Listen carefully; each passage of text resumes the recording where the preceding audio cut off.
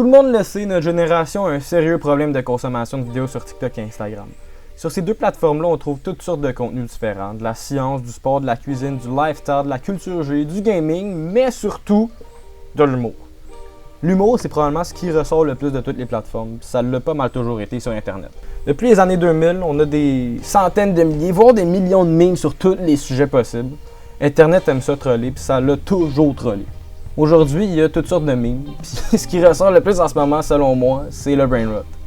Selon Oxford, le terme pourriture cérébrale, brain rot en français, est utilisé pour décrire à la fois la cause et l'effet de ce phénomène en faisant référence au contenu de faible qualité et de valeur trouvée sur les réseaux sociaux et sur Internet. Il a aussi été ajouté que le terme brain rot est utilisé par autocritique du contenu de ce qu'on regarde. On sait que c'est con, puis que ça nous pourrit le cerveau, mais ça nous fait rire, puis on le regarde quand même. Cependant, est-ce que le brain rot c'est vraiment si con et si peu profond de ce qu'il en a l'air?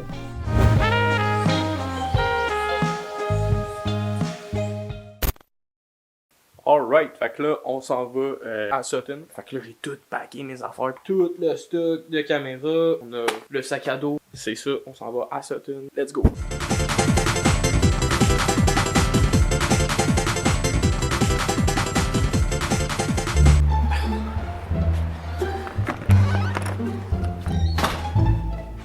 Arnaud? Hey man, ça va? Hey, ça va? Bien sûr, ça va. Est-ce que t'écoutes? Gars, j'écoute du brain rot. Ben, c'est ça.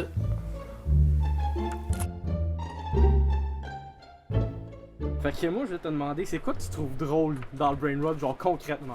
Le manque de contenu. Pas qu'il y a un manque de quantité de contenu, mais la qualité du contenu. C'est tellement de la merde qu'on trouve ça drôle. C'est pour ça que ça s'appelle du brain rot aussi. Hein. C'est brainless, tu sais. Salamino pinguino, mezzo salame, mezzo pinguino. Tutto problema, non scivola, sia. Le manque de sérieux, c'est sûr que c'est un élément important du brain rot pour que ça fonctionne bien. Puis justement, moi je trouve qu'il y a une importance culturelle québécoise dans le brain rot, surtout comme des créateurs sur Instagram ou sur YouTube. Je pense par exemple à Grand Rodro, qui est justement, lui, fait du contenu très québécois, très maison. Je pense que c'est le manque de sérieux, mais aussi l'impact à petite échelle culturelle que ça peut avoir sur les jeunes Québécois. Puis parce que le brain rot, ça a un effet nocif sur toi? Sur moi, personnellement, non. Nocif est pas le bon mot. Je pense que certaines personnes peuvent voir ça comme dangereux, d'une certaine façon, que c'est un manque de sérieux important. C'est vraiment juste quand j'ai rien à faire, comme, pis qu'il faut que j'attende, mettons, un rendez-vous, des shit de même. Je suis sur Instagram, puis ça apparaît par tout seul, là. C'est quelque chose qui est relativement nul pour bien des gens.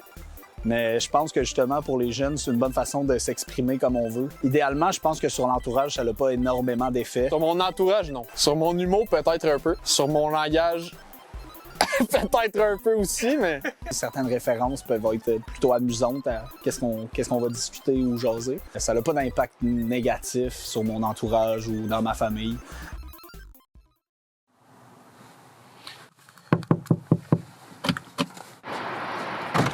Bon, fait que là, on s'en va à Québec, chez Gab Fortin-de-Relais. Dans le fond, la personne propriétaire de la chaîne Grand Rodro, c'est exact? C'est exact. Arnaud Dallaire va être mon copilote ainsi que mon caméraman pour le trajet. Là, la prochaine destination, c'est le Madrid. Oh my god! Alright, juste une petite review rapide du Madrid, là. Je suis très déçu.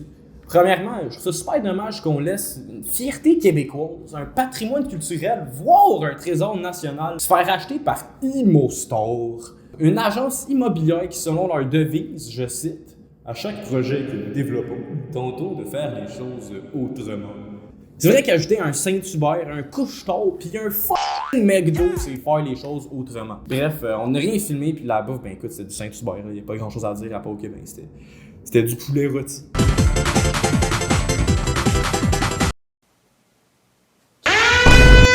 Bon, salut Gab, ça va? Ça va et toi? Dans le fond, fais juste me dire quoi tu fais.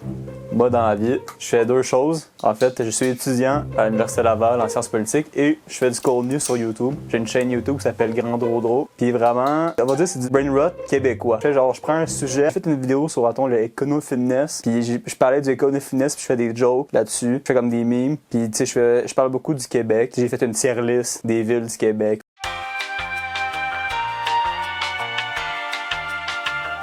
Moi, je pense que c'est le scrolling qui nous rend genre vraiment plus stupide. Moi, l'affaire qui me fait peur avec ça, c'est la désinformation. Puis je pense que si on peut le voir chez nos voisins du Sud, les gens, ils vont pas vérifier sur Internet qu'est-ce qu'ils regardent sur Instagram Reels ou genre sur Facebook. Ça peut influencer les gens d'une mauvaise façon. C'est un exemple. Il y a souvent des extraits de Joe Rogan ou d'Andrew Tate qui disent des affaires. Il y a du monde qui peut peut-être genre, ah, ok, c'est vrai ce qu'il dit. Mais tu sais, si tu vérifies, c'est pas vrai. Ton Andrew Tate qui dit que c'est toutes les femmes qui causent des accidents sur la route. Genre, si tu check les faits, les études là-dessus, les hommes sont vraiment plus probables à causer des accidents sur la route. C'est pour ça que moi, je pense que ça peut avoir un impact négatif. Puis au positif aussi sur la créativité. Tu sais, des trucs drôles là, qui nous font rire à tous les jours. Puis tu sais, je pense que c'est important de rire. C'est pour ça que moi, je fais des vidéos sur YouTube. Moi, je suis Daphné, chroniqueuse culture web, poète, traductrice. Puis moi, c'est Mounir Kadouri, créateur de la chaîne YouTube Marc de Laval, commentateur culturel et politique, entre autres. Meme, c'est comme le mot parapluie pour parler de tout le contenu médiatique qui est partagé souvent de façon humoristique, mais pas vraiment. Là, c'est plus comme un fonctionnement de diffusion d'idées. Tandis que Brainrot, j'aurais tendance à croire que c'est comme une catégorie qui fait partie du grand monde des mimes. Là. Mais pour moi, le brainrot, il y a souvent une dimension linguistique, en fait. C'est comme l'effet que ça a sur notre langue. Les gens qui possèdent les références, ceux qui les possèdent pas. Donc, on a cette impression-là de corruption de la langue. Quand tu comprends pas les références, quand t'es pas aussi online que certaines personnes, ben ça l'amène une forme d'incompréhension. Est-ce que, selon vous, il y a des aspects négatifs ou positifs sur la société qu'on peut tirer du brainrot? Ben, positif, si on regarde juste au Québec, ce nouveau univers d'humour a donné émergence à une nouvelle sous-culture de pages de mimes comme vibrantes, en fait, qui est comme vraiment vivante. En fait, ça, je veux dire, moi, je trouve ça positif pour l'expression de la culture québécoise. Négatif, moi, je dirais que c'est dans le terme même, brainrot. Ça peut nourrir, encourager des lieux communs qu'on partage déjà en tant que société par rapport à l'Internet.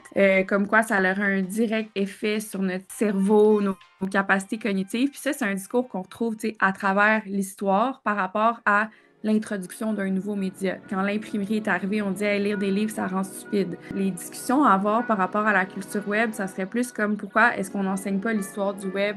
Pourquoi est-ce qu'on n'enseigne pas la mémétique? Qu'est-ce que c'est? Les techniques de propagande, tout ça pour former des citoyens numériques, informés, qui ont un rapport critique avec la culture qu'ils consomment en ligne, plutôt que de dire « Hey, consommer de la culture en ligne, ça te rend compte. » Ben moi, je suis Arnaud Solide, je fais des memes sur Internet. Je pense qu'il y a des limites au brainrot. Est-ce que ça va trop loin? Moi, personnellement, la personne derrière Arnaud Solide, je pense pas qu'il y a des limites à l'humour. Je pense qu'on peut vraiment rire de tout, mais on est sur les réseaux, ça plaît pas à tout le monde, puis quand ça plaît pas à quelqu'un, ben ça peut terminer une page, ça peut terminer une publication. Explique-moi, c'est qui Philippe? Philippe Jeté, c'est un porte-parole du patrimoine culturel dans la région de la Naudière. Il fait du folklore, de l'accordéon, de l'harmonica. Il fait des comptines dans les écoles, puis il a fait une vidéo sur les réseaux d'une comptine. Chante-la. Ben on va la mettre ça en vidéo. On va la mettre en vidéo à la place. Amstram, gram, zucchini, zucchipli, brocoli en bikini. C'est une comptine d'élimination que j'ai appris de Sarah-Ève Levasseur, une enseignante dans une école primaire de cette île.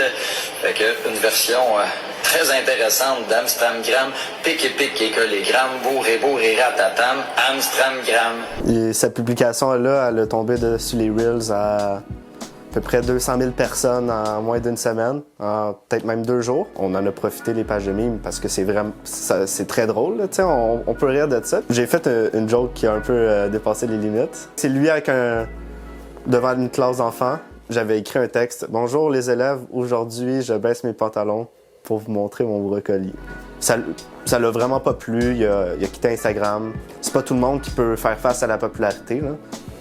Il nous a contactés parce qu'il voulait nous amener en cours les pages. Philippe Jeté, il disait que c'était de l'intimidation, de la diffamation, l'usurpation d'identité, ce qui est les risques des réseaux sociaux. Faut penser à ça quand tu vas sur les réseaux sociaux, à qui peut prendre ta photo. Tu peux aussi faire un compte privé et continuer à publier des vidéos. C'est les risques que Philippe Jeté a pris, c'est la vie. J'ai pas eu peur parce que ça me fait penser un peu à ce qui est arrivé à Mike Ward. Tu sais, Mike Ward, je pense qu'il a fini par gagner. Il a eu raison, en tout cas. Et c'est de la liberté d'expression. J'ai fait une joke qui se dit pas sur les réseaux, que je savais pas avant. J'étais dans les débuts et j'ai supprimé. Puis maintenant, je fais attention à ce que je dis sur les réseaux. Là.